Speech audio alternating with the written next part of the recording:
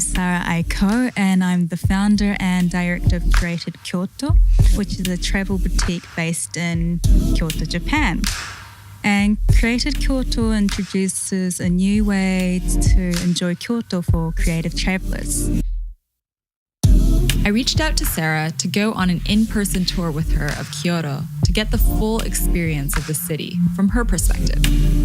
Sara started Curated Kyoto about 1 year ago, and the impulse to create this business came as a reaction to her previous job in media. And I worked in a media department that promoted Kyoto to the world. From doing this job, I really noticed that the Kyoto that was being promoted was very generic. It was the typical Fushimi Inari Shrine, the Red Torii Gate Shrine, or was the Golden Temple, or was the Kyomi's Temple. And there's nothing wrong with that because, that's part of the charm of Kyoto. But at the same time, I knew this different side of Kyoto, the more creative side of Kyoto that wasn't shared. This is the Kyoto that I want to share to the world. The off-the-beaten-path temples and shrines, the amazing restaurants that have history of over 700 years. Not just places, but also the people of Kyoto really make the city, because it's really through the people and their stories that you really get a sense of the city. And I say this a lot, but Kyoto is not just a city that you see, but it's a place you connect with and experience. It's been said before that the secret to unlocking as genuine of an experience of a place as possible while traveling with a limited amount of time is to find a local to take you around.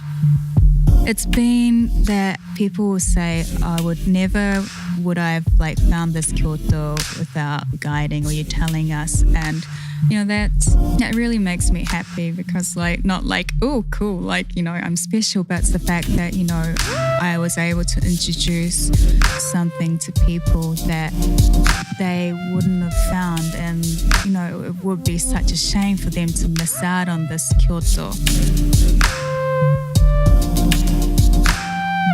Sara Aiko's mother is Japanese and her father is a Kiwi. She grew up having to go to Japanese school in order to learn the Japanese language and culture. And at the time, that didn't really feel like a blessing, but looking back on is something she's grateful for. It's given me both a Western and Japanese perspective, and I think that is really important in what I do, because having both the respect and understanding of Japanese culture, but also knowing what non-Japanese people want and what they're looking for. Curated Kyoto wasn't designed to be just a touring service. It's also meant to be a platform from which Sara can link Kyoto creatives to the rest of the world and give them the exposure she feels they deserve. I started this job, of course, for the people who are coming into Japan and for them to enjoy Kyoto, but also for the people who are living here. And what I mean by that is, there are so many talented and skilled and beautiful people in this city, and they're doing amazing work. And, not everyone wants to expose themselves or, promote their craft or themselves overseas. But for those who want to and don't know how to, I feel like I can be that person as a bridge to connect people from the world, so connecting Kyoto and the world. So I feel very blessed and lucky to be in my position right now to be able to have that Western and Japanese perspective. On the subject of what kind of attitude and mindset visitors to Kyoto should have, Sara has suggestions for how people can travel well. Plus, she mentions things that happen when they don't go so well.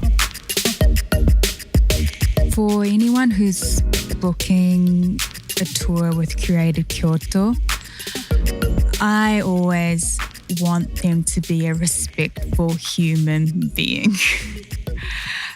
And I would never book anyone, or I would never torii, anyone who didn't have the respect for Japanese culture or even just people in general. Kyoto as a society is really about the respect.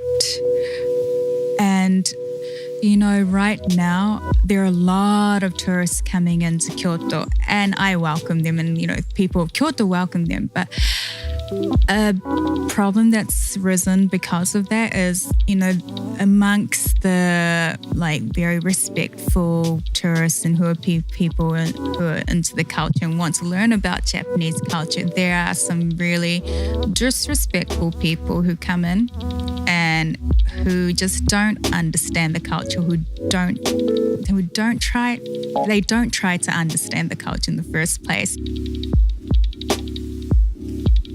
So, if someone is traveling to Kyoto and they're prepared to be respectful of the culture and seek to get a sense of the real deal, what's the best way to do that?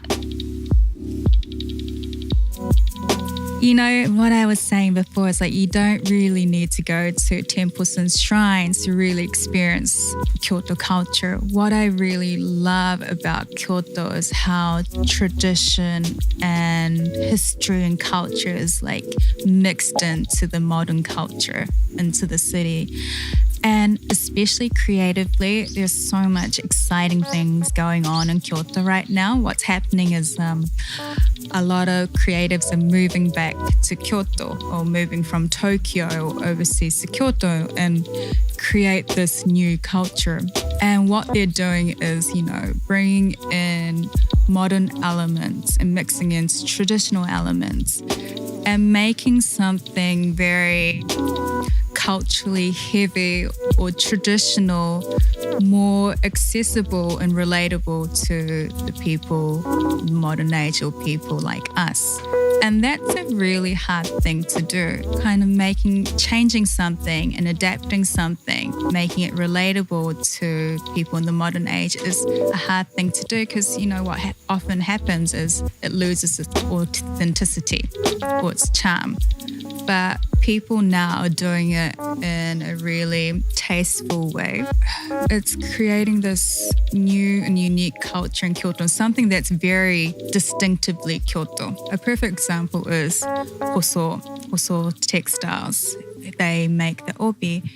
The person who's in charge of Hoso right now, he was in a band and he wanted to continue his music career, but he actually moved back to Kyoto and took over the family business. And he's still young, he's in his 30s. And what he did was took this traditional textile, and started working with all these luxury brands and hotels like the Ritz. What he did was he started to take these textiles and, for example, put it in a shop in Chanel shop in Paris and have it as go to the Ritz-Carlton, and it's part of the furniture. So it wasn't just about the kimono. It made it relatable to the people who are living in the modern age. And he did it in such a tasteful and superb way that, really the Hoso fabric became very notorious and famous around the world. So that's exciting. Also, I think because these people, the younger generation, is showing they can still continue the tradition and without losing its charm or meaning, and make it relatable to the people now.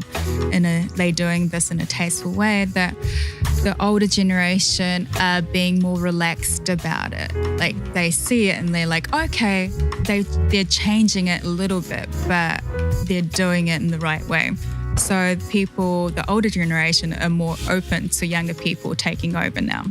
One of my favorite chefs in Kyoto is a guy called Yamaoka, and he's only 26 years old. And he left a really famous Japanese or famous Kyoto restaurant and started his own small couple restaurant in Gion. And he's only 26 and he did this when he was 25. And this is so unusual. You would not be able to do this 10 years ago. And he's doing it and the shop is doing so well. Yamaoka is a breath of fresh air and he's funny. He makes good food as well, which just goes to show that it's not about age or experience or how long you've been doing it, but it's really about the skill. And, people are respecting that. Sara and I visited a coffee shop, a restaurant, a traditional Japanese villa, and a lifestyle store. She also introduced me to 2 uniquely Japanese items, dashi and noren. I didn't meet Masataka Hoso or Yamaoka, but I did get to know Sara, who is a talented Kyoto creative in her own right. She, as an individual, is emblematic of the kind of thinking that she champions, combining traditional aspects of Japanese culture with contemporary living in a way so that expands modern life and allows for creativity that has its roots in history. In the tours she gives of Kyoto, she's clearly an expert, intent on imparting knowledge. But she's also so in tune with the emotional, human elements of the city.